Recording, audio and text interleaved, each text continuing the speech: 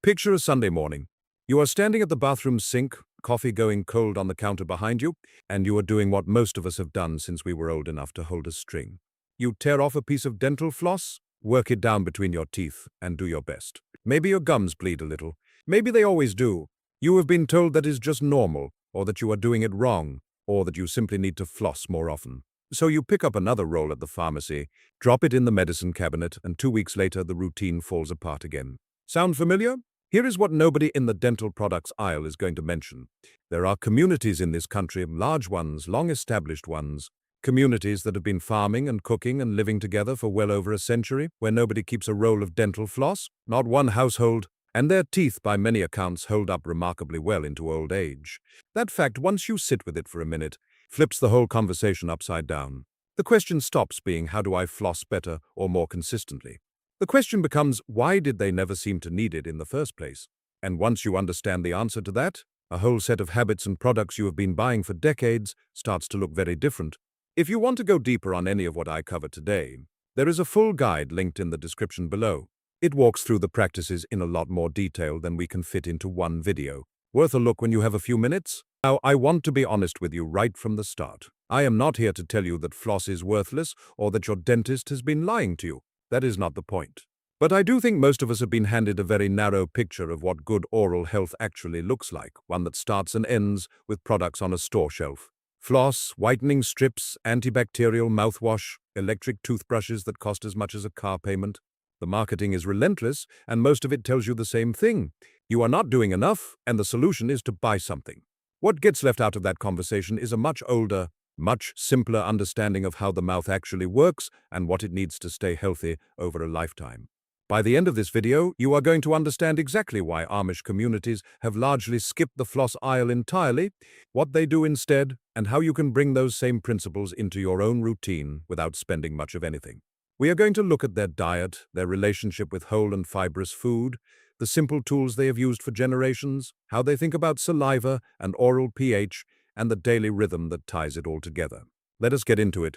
The first thing you have to understand is the diet, and I mean this in the most basic, unglamorous sense of the word.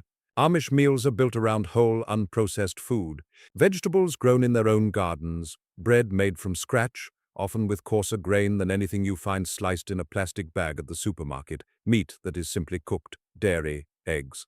Not a lot of soft, sticky, highly processed carbohydrates, the kind that cling to the surfaces between your teeth and feed the bacteria responsible for decay and gum irritation. When researchers and public health observers have looked at traditional agricultural communities, one pattern that comes up again and again is that diets low in refined sugar and refined starch tend to correlate with notably better oral health outcomes. That is not a sales pitch. It is just cause and effect. The bacteria in your mouth thrive on fermentable sugars. Feed them less, and they produce less of the acid that starts the whole cycle of damage. Floss exists in part to clean out what those sticky, refined foods leave behind.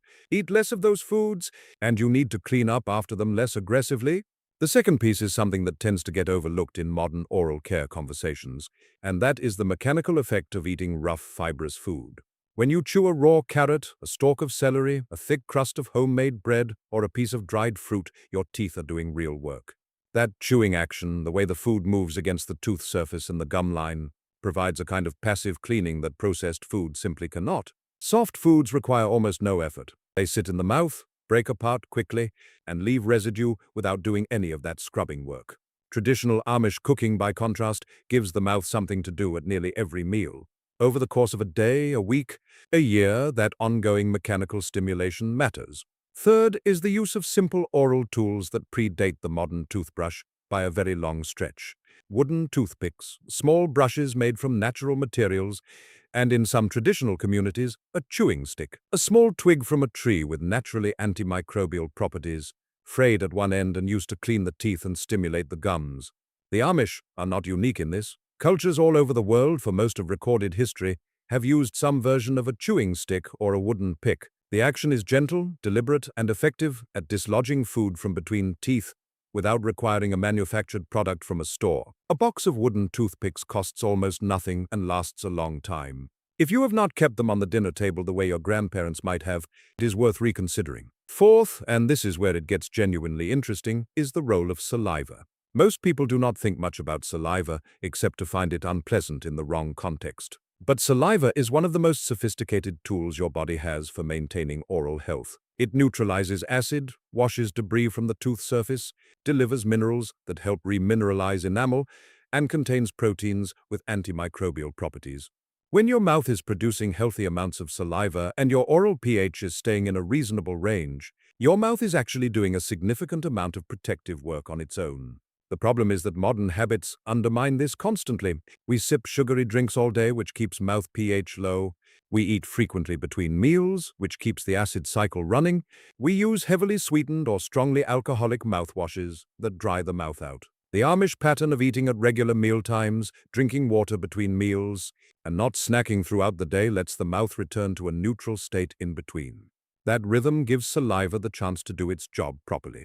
If you are finding this useful and want the full picture, the guide in the description walks through these practices step by step, including the specific tools and the daily routine. It is there whenever you are ready. Fifth is the morning and evening routine itself, which in traditional Amish households is notably simple but consistent.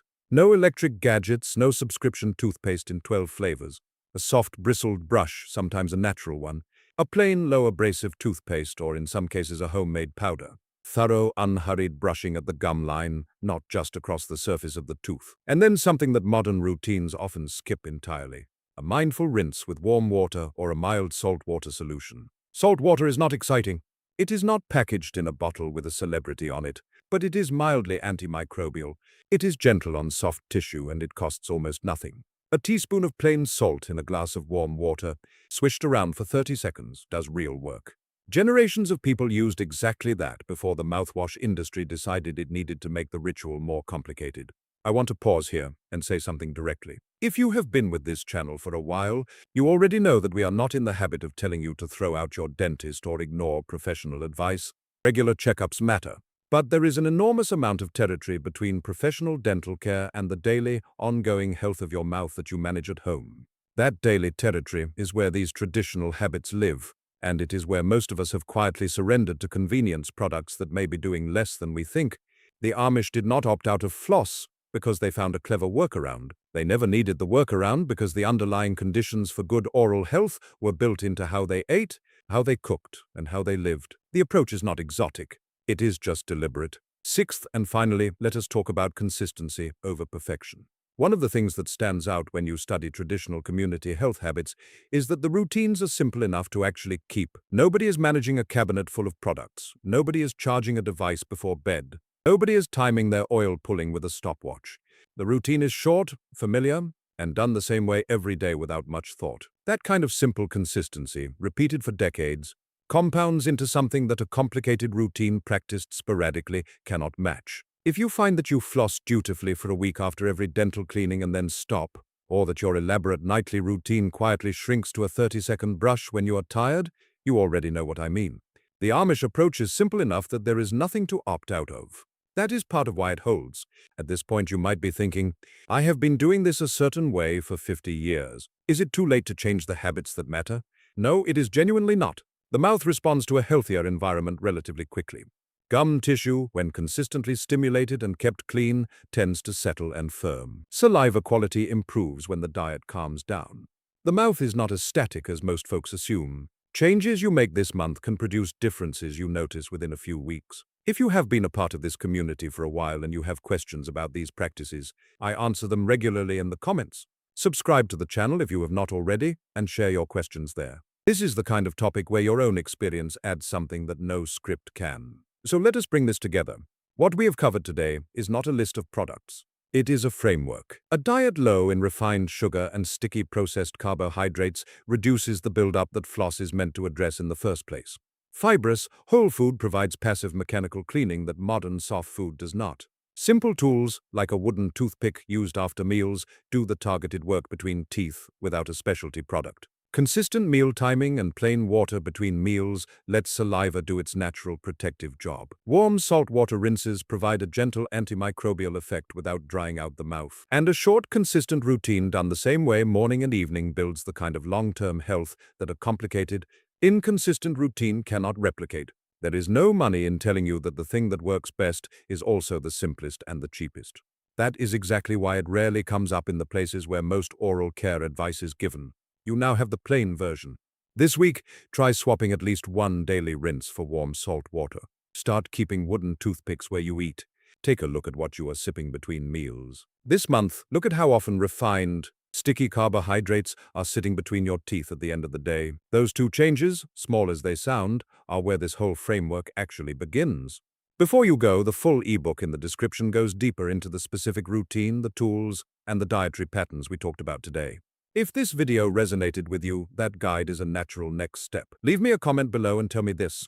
Did someone in your family, a grandparent or an older neighbor, have a simple oral care habit they swore by that had nothing to do with a store-bought product? I would genuinely like to hear it. Next time we are looking at how the Amish approach one of the most common sources of tooth loss in adults over 50, and why their answer has nothing to do with a dentist's chair. If you have not subscribed yet, now is a good time. Take care of that mouth. I will see you in the next one.